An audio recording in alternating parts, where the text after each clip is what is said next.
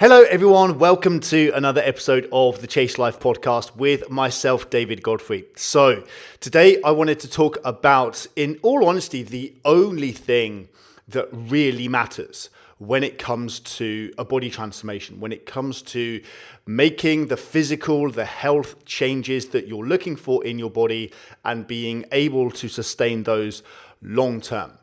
And that one thing is your identity. Your subconscious identity, your perception of yourself, is the single most important driving force in your life. It's what has the biggest impact on how you function automatically. All of your automatic, habitual patterns of thought, patterns of emotion, patterns of behavior are going to be driven and guided by your sense of identity. And so, of course, this is why it's so critical for us to be able to actually change our perception of ourselves if we want to succeed in anything. So a useful model to see how this functions is be, do, have. Most people do this in reverse. So they start with the have. I want to have something. I want to have a fit, healthy body. I want to have more money. I want to have a relationship.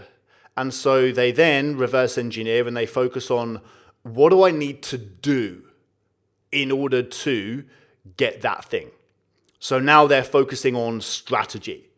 They're focusing on, what do I need to do? I need to go on some dates. I need to present myself a certain way. I need to use these dating apps. Or when it comes to fitness or body, I need to go to the gym. I need to eat these foods. I need to eat healthily and I need to avoid these foods. If it's money, I need to build a business. I need to market myself better. I need to develop these skills. I need to put myself out there, etc. So everybody's focusing on what do they need to do. And that will get you so far. But the thing that drives the whole thing is, who are you being? Which is going to be a direct reflection of who you see yourself as. So over the long term, this be, do, have is what's going to drive everything. So there's a quote which is, you can't create the life of the person that you don't yet see yourself to be. Let me say that again. You can't create the life of the person that you don't yet see yourself to be.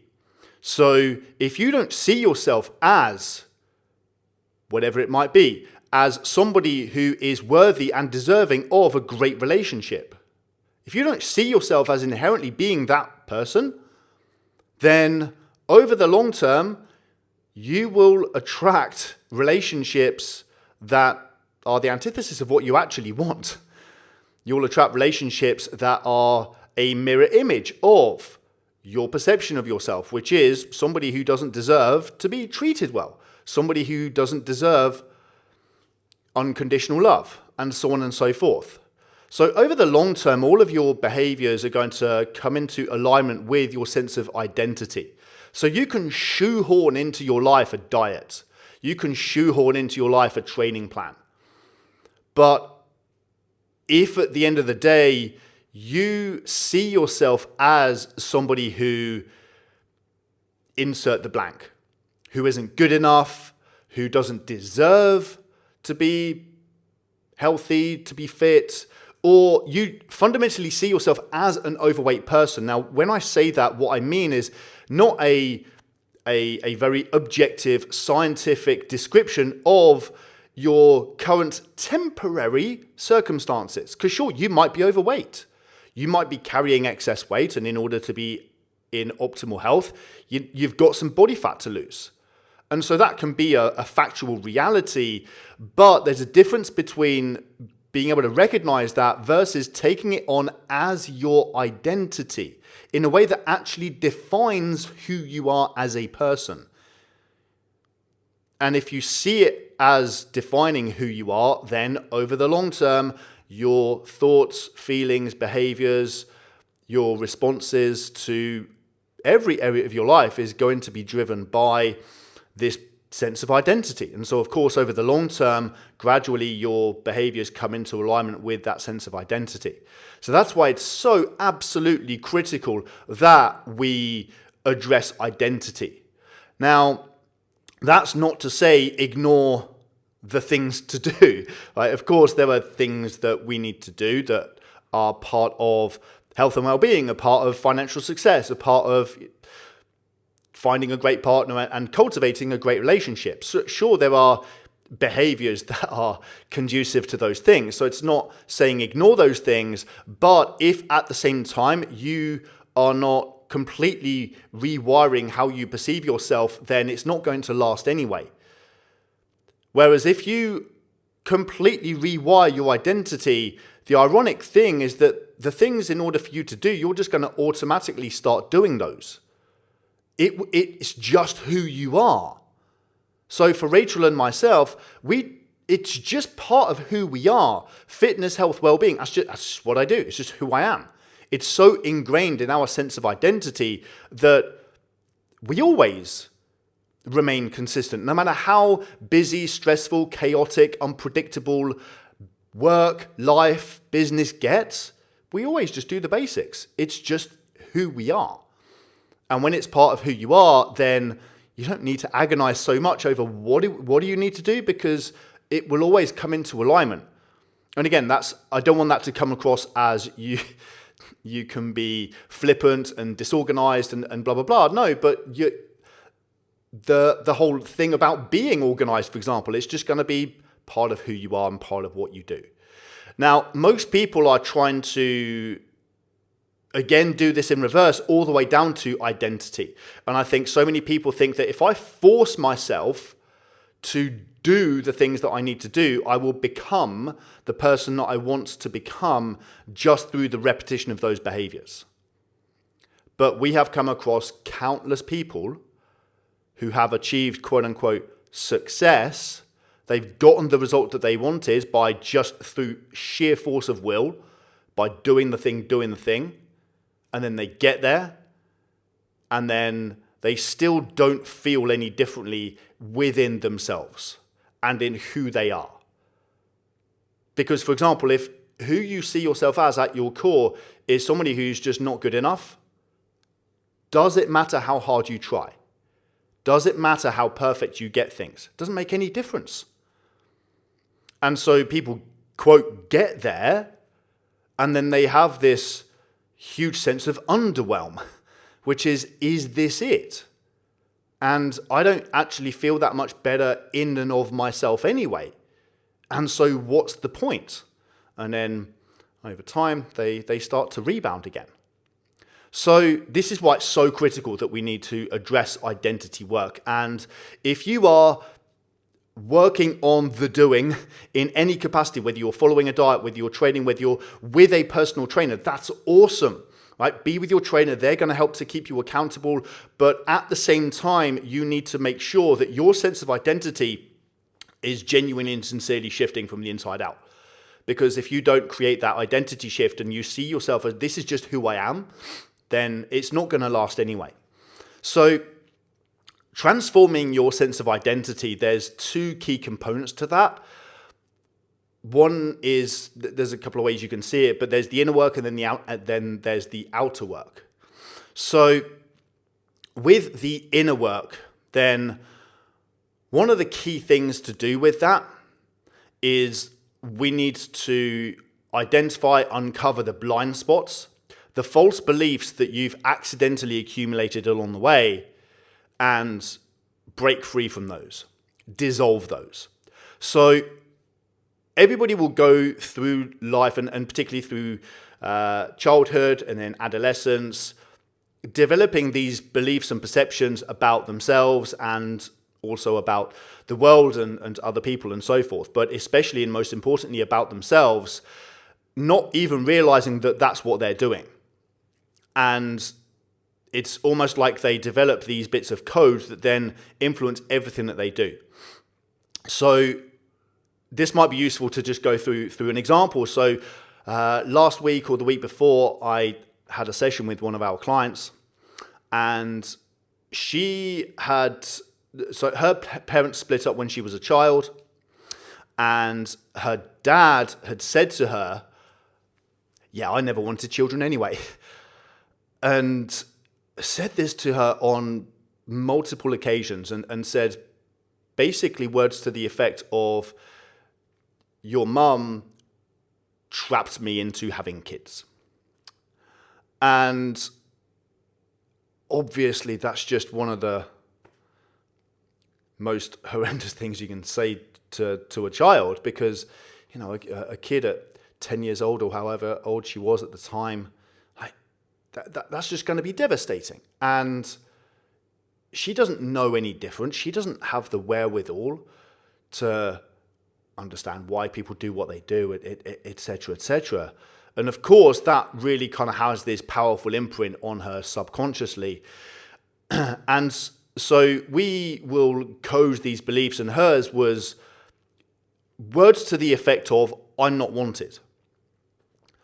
And that there were a whole variety of limiting beliefs that people have about themselves that are usually negations. I'm not loved, I'm not good enough, I'm not wanted, I'm not going to be okay, I'm not safe. These types of things that become absolutes. And this then becomes a lens through which you look at life. So it's kind of like you've got this lens that you're looking through, and every single thing that you do, everything that is done, quote, to you, and everything that you experience all day, every day, 24/7, is constantly being judged through this filter, being interpreted through this filter, through this lens. So her lens was, I'm not wanted. And so she then develops all manner of coping mechanisms as a result. So firstly, she starts trying to become wanted. But again, notice the futility in that, in the sense that if underneath it all, fundamentally, the absolute, the lens is, I'm not wanted, then does it matter how much you try again? Does it matter how much you get people to hang out with you, how much you learn communication skills to the point where you're able to make people laugh and you're able to have relationships and have people in your life, but you're trying, you're constantly kind of overcompensating. But at the end of the day, it doesn't make any difference if the lens is still there. And she also started to make all manner of decisions, whether it was in her academics and then her career decisions, which were all being driven by, I need to become something or someone that is wanted by my dad. And so now she's not free to be herself. She's again just trying to make up for this sense of not wantedness. She also sought escape in all manner of ways, one of them being food. And so she used to numb herself and just get a sense of escape and zoning out so that she just doesn't have to think or feel through food. And again, when people are just struggling with these very destructive, limiting beliefs about themselves, then of course that's a very painful place to live. So you're going to seek some escapism in some way, whether it's food, alcohol, cigarettes, drugs, shopping, gambling, Netflix, social media, whatever your drug or numbing agent or distraction agent of choice might be, because we're constantly trying to change how we feel from the outside in. So I need to feel better in here by controlling what's out there. And when that doesn't work, when controlling the relationships and my career and blah, blah, blah, when all of that still fundamentally doesn't make me feel any better in here, well, now I'm going to try to change how I feel in here just by escapism with the food and the drugs and the shopping and whatever it might be. So this obviously dictated her life. And so this is, again, a reflection of how important and how true that statement I made at the start was, which is the one thing and the only thing that really matters is your sense of identity. Because once you start to unpack somebody's perception of themselves, then you can pretty much describe their entire life, and they will be amazed at, wow, like how did you know that? And it's like you've been a fly on the wall in my life. And it's not that it's a magical power. It just makes sense that somebody would have these habits and these coping mechanisms in order to try to fix the lens that they're looking through, not realizing that they have the lens in the first place, and that's just driving the whole thing. So anyway, we obviously needed to break her free from this, and it was about getting her to recognize the truth. And so first of all, it's about revealing the thing that was there in the first place, which is being able to word it in a way that really strikes a chord. And when we got to the words, "I'm not wanted," for her, it was like, wow, yeah. And that really struck a chord with her. And then she really realized, and it really kind of hit home, the extent to and how damaging that had been, and how deeply ingrained that had been. But that's also one of the first steps to freedom, which is to make what was previously unconscious and make it conscious, and so you can actually look at it for what it really is and see the truth. Because she had a sequence of events that she interpreted those as meaning something, and the meaning was she's not wanted, instead of recognizing that's not what it means at all. And so I asked her, is it true that you're not wanted? As an actual fact, looking at your pure essence in the deep core of who you are, your very being. Is your very being at the pure core essence of who you are not wanted? Is that true? As an actual fact? No, it's not. It's absolutely, categorically untrue. It's not even a thing.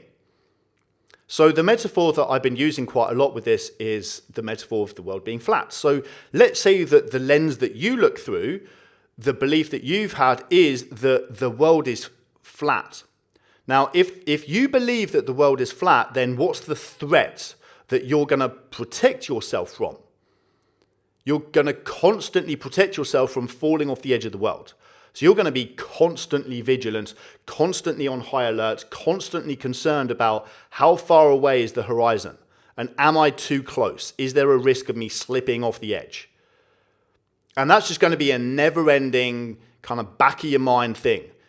Every time you leave the house, every time you get in the car, you're constantly going to be checking for this, even if it's this subtle low level in the back of your mind. So that's your coping mechanism. And then you discover the world isn't flat, the world is round. And it's completely impossible for you to fall off the edge of the world. Now, that original fear is completely shattered. It just is completely gone. You suddenly realize, oh wow, it's not flat, and gravity pulls you towards the center of the earth. All of those protection mechanisms and coping mechanisms I used to have are constantly being vigilant, constantly worrying about where's the horizon, where's the edge. That's gone. I don't need to do that anymore. And there's this huge sense of freedom, this huge sense of liberation, this huge release of pressure and tension and stress that oftentimes people don't even realize was there in the first place. So that's a useful metaphor for whatever your personal limitation is, such as I'm not wanted. And when you realize, wow, it's so completely untrue, then if that's gone, if that whole concern about needing to become wanted or worrying about either being wanted or unwanted isn't even a real thing to have a conversation about. It's completely made up BS. If that's completely gone, how do I feel in this moment right now? What becomes available to me? How am I going to show up completely differently in my life? Now everything that I need is to protect myself from, protecting myself essentially from being unwanted by anybody. Now that I don't even need to do that anymore. Just like I don't need to worry about falling off the edge of the world anymore. I'm just free to be me. And she really got it. And the moment that she really got it was she said, wow, if my dad had had another daughter, somebody else, he would have done exactly the same thing with her too. It wasn't even about me. It was purely about him. And she really got it, not just intellectually. Because she'd been through some various approaches, people helping her, and she already had a decent amount of awareness. She knew where a lot of this came from, but she didn't truly get it in her gut, in her nervous system, that was a complete fallacy. It was complete nonsense. It was complete BS that she made up. Now, I wouldn't have expected her to do it any differently. She's a kid. Of course, she's not going to have the wherewithal and the understanding and perception and the emotional freedom, blah, blah, blah. Like, of course, that's going to affect every kid in the same way. But when she recognizes that it was a blind spot and a false belief that she generated, no fault, no blame, no shame, couldn't have done it any other way, but still she was the generator of that, then she's also the one who's able to let it go. And she's able to break free from that limiting perception of herself. And so this is the thing to realize, is that your perception of yourself is just your perception of yourself. It's not a truth. Right? The pure essence of who you are is pure infinite potential. That's who you are at your core. But then you've got between that, you've got your perception of yourself, which some people will call the ego, right? The ego gets a bad reputation, but the ego is nothing more than your perception of yourself, who you see yourself as. And some of the ways that you see yourself can be useful, but many of them are completely unuseful, but all of them are untrue. It's just your perception of yourself. And when she broke free from this, then all of a sudden she had this metaphorical, which will ultimately become the literal lifting of a weight off her shoulders. Because now she doesn't need to show up as who she thinks she should be. She's free to just be herself. So that's kind of the inner work when it comes to identity. It's about breaking free from the BS hidden limitations that you didn't even know were there. And then the second part is choosing. Choosing who you're stepping into next. Now, it's important that we frame this correctly. So in terms of be, do, have, it's, well, in terms of the have side of things, I'm so excited and so committed to this particular life that I'm naturally inspired to become the next level version of myself in the pursuit of that. But it's from a place of freedom and inspiration, not from fear and obligation, right? Most people are actually pursuing things because of the lens they look through. If you have a lens that you look through, which is I'm not good enough, and then you see I need to be skinny enough or rich enough or smart enough or funny enough in order to become enough, now you're setting yourself goals, but for the wrong reason. You're not setting yourself goals from inspiration. You're setting yourself goals from a place of who do I need to be or become in order to finally be enough and be at peace in myself, which again tends to backfire and leads to self-sabotage because your emotions are on just this massive roller coaster. So it's more a question of who am I stepping into? What's the next level version of myself that I am choosing, not from obligation, but purely from choice and inspiration? Who am I committed to being? And then you get to create. You get to create your next level identity. So when you hear Rachel talking about her concept of, quote, the high value woman, then that's essentially what she's talking about. It's your higher self, it's your future self, it's your best self that you are stepping into. And when I say best self, there's no limit. It's completely unlimited, right? I think it's a bit of a fallacy when people say stuff like, I'm going to help you to realize your potential, because that would insinuate that there's a ceiling to your potential, and now you've got that. But it's completely unlimited. But it's about evolving to your next level self, not from a place of, and it's really important that you understand this, that this is You're setting out a set of values and your identity, the version of you that you're being and becoming and stepping into, that really inspires you. But it's not from a place of I should and I need to. And if I'm not being this way, then I'm not good enough. It's not from that place at all. It's purely from a place of I'm so excited and inspired to step into this next level version of myself. And the beautiful thing about identity is that you don't need to wait to become that version of yourself. Becoming that version of yourself in many ways is just from a proper decision. The decision to fully and completely commit to this next level version of yourself and to allow your former self to die in many ways. It's a metaphorical death and rebirth of yourself. And all of that comes from a decision, just like you may have heard of people giving up smoking from just deciding to one day. And it was a proper committed decision.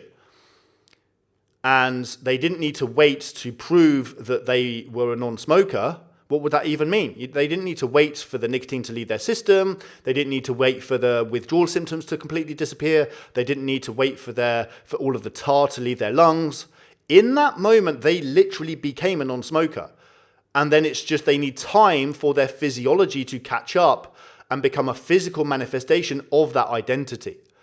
So everything in your life is a delayed representation of your identity. Your body right now is a delayed representation of your identity. It's not necessarily a representation of who you are right now.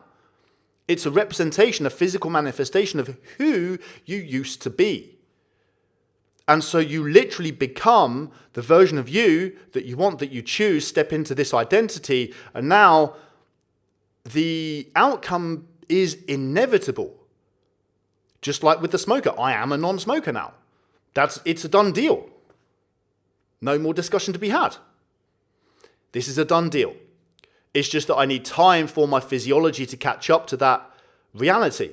And in the same way with your physical body. This is why I said earlier that you could look in the mirror and see, oh, there's still some body fat there in a very objective, quote, scientific way, but not in a way that defines you. It's like, no, I am the type of person. I am this way now, as in I am a lean, fit, healthy, vibrant, vital, awesome human being. And I just need time for my physiology to catch up to that identity. And so this is why Rachel and I often say the phrase, become the person who gets the thing. Don't try to get the thing in order to become the person. Don't try to make lots of money before you finally see yourself as a successful, effective business operator. Don't try to become lean enough, skinny enough, ripped enough, whatever, before you finally feel like you're enough.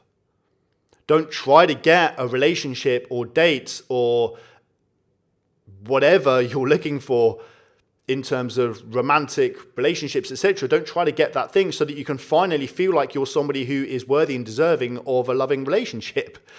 Right? It's completely backwards. So don't try to get the thing in order to become the person who gets the thing. Right? It's another way of phrasing be, do, have. Starts with who are you being? And as a natural extension of that, then what are the things that you are just going to innately, naturally do as part of just who you are and your nature? And then as a natural consequence of that, you're going to have a life that is a physical manifestation of who you're being. So anyway, hopefully that helps you guys out in terms of understanding what is the number one most important thing for you to be addressing when it comes to success. And obviously, we focused a lot on body, on fat loss, but it applies to absolutely anything, which is you got to change your sense of identity. So you literally see yourself and think of yourself in an entirely new way. And the awesome thing about this is that this is never ending in the sense that you're constantly evolving into your next level self. Right, so maybe you've heard of people describing how your physical body is constantly being regenerated. So all of the cells in your body, they're constantly dying and being replaced by new cells, such that after a few years, your body is a completely different body. Like none of the cells that you had 7 years ago are still there. They've all been replaced. So your body is completely replaced. And so not only is that true physically, but it's also true mentally and emotionally. Most people have this fixed identity mindset, which is, I am who I am, and that's unchangeable, and I'm either enough or I'm not enough. Instead of realizing that your sense of identity, your ego, your perception of yourself is constantly changing, constantly evolving. You're constantly on this, I'd like to consider it a spiritual journey, where you're constantly discovering your next level self, your pure, infinite, unlimited potential. And along the way, you develop an identity, and that's okay. There's absolutely nothing wrong with it. Everybody has an identity. Everybody has a perception of themselves. But I think it's so much more powerful to recognize that's not true. It's just, the current avatar that I'm playing out until such a time as I get a new breakthrough or new discovery, or I evolve into my next level self, and then so on and so on and so on and so on. And when you recognize that, it gives you the freedom and the perception to be able to completely let go of your former self and who you used to be. Like most people are just shackled to the past. It's like they're just dragging around who they used to be and their past and their unresolved issues around like a ball and chain, and then they wonder why they can't move forwards with their lives. Instead of recognizing like none of those things define you. You are pure infinite potential. You get to decide the next level version of yourself. Anyway, I will leave it there. I hope that helped, and I'll see you guys on the next episode.